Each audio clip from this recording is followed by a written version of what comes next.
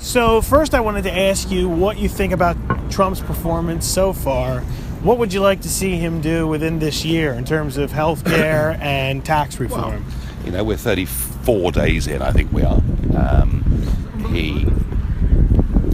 He clearly has the intention of a man who intends to put into place the ticket on which he was elected.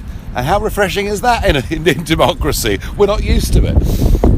My guess is he'll be feeling a bit frustrated with the judges and other people.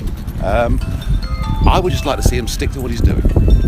I don't think maybe he's going to have to box clever to get some of his stuff through, but basically, don't change.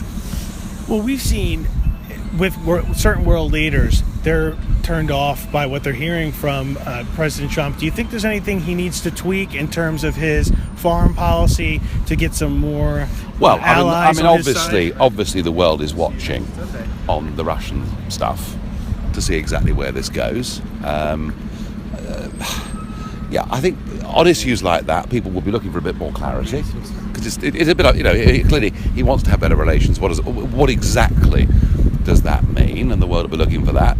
And the European Union are terrified of him, absolutely terrified of him. Good.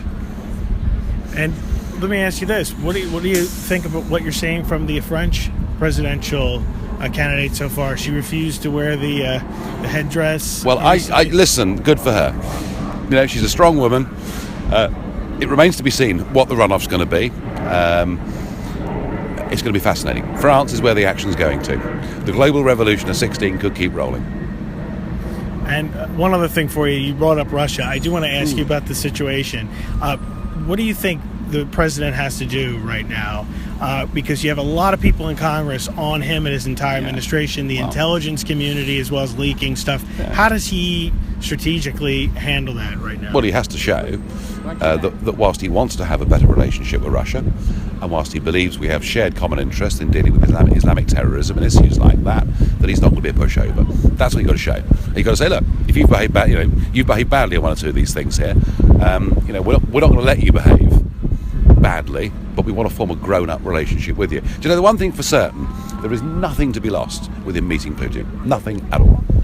You don't think so? Nothing at all? Because some are saying there could be no good deal. You can't make a good deal. Well, there's small-minded, very silly people who don't understand there is a thing in life called human chemistry. Trump himself said, I may not get on with him, but the very fact that he's prepared to meet is grown-up politics. The great Winston Churchill said, George Orr is better than war, and I'm with that.